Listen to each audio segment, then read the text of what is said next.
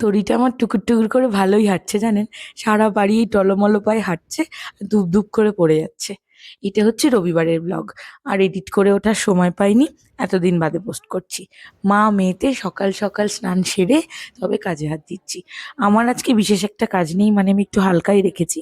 তবে আমার মেয়ের প্রচুর কাজ, এই দেখুন দাদুর সাথে বসে কাজ করছে। বাবাকে একটু ছাতুর শরবত করে দিলাম, তারপরে রান্নায় ঢুকবো। আজকে তেমন একটা কিছু রান্না করব না, ওই একটু মাংসের ঝোল আর ভাত করব। রবিবারটা ছোটবেলা থেকেই আমার খুব ব্যস্ততায় কাটতো। ছবি আঁকা শেখাতাম, সারা দিন ব্যাচ থাকতো। তবে এখনো তাই, প্রচুর কাজ থাকে। 10টা হাত যদি দেওয়া হয় তবুও কাজ ফুরোবে না। আর আজকে না মাংসের ঝোলটা একটু অন্যভাবে করছি। প্রথমে একটু মাংসটা সিটি মেরে নিয়েছি আদা রসুন মাখিয়ে, আর তারপরে যে স্টকটা বেরিয়েছে মাংসের, সেটা দিয়েই ঝোলটা রান্না করছি। একটু পেঁপে দিলে এতে মন্দ হতো না, তবে ছিল না পেঁপে। ভালোই হয়েছে। এবার মহারানীকে খেতে বসাচ্ছি। ওই দেখুন দেখুন কাণ্ডটা একবার শুধু দেখুন। ওই দেখুন, টপ করে মুখে পুড়ে দিল। উফ, মেয়েটা আমার যা দস্যি হয়েছে না। এবার দেখুন, ওকে মাংসটা আমি কেন দিচ্ছি না। খুব স্বাদ বুঝে গেছে এই বয়সে কোনটার কি স্বাদ হয়। এই দেখুন আবার বলছে ওইটা দাও। আবার মহারানীর মুখের চারিদিকে হাতে পায়ে কিছু লাগলে হবে না, পিটপিটে বুড়ি আছে।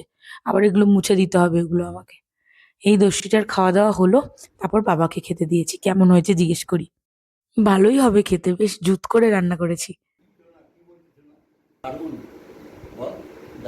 বললাম না ভালোই হয়েছে। ভালো বললে মনটা কেমন ভালো হয়ে যায়, তাই না? এবার মেয়েটাকে ঘুম পাড়াবো।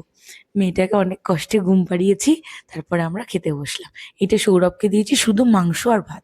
আর আমি না সেদিনকে একটু মান বাটা করেছিলাম নারকেল দিয়ে, ওটাও খেতে একেবারে দারুণ হয়েছিল। তো দুপুরের খাবারটা সেদিন একেবারে জমে গেছিল। আপনারা আজকে লাঞ্চে কি খেলেন কই, সেটা তো বললেন না। অবশ্যই কমেন্ট করবেন কিন্তু। আসি, টাটা।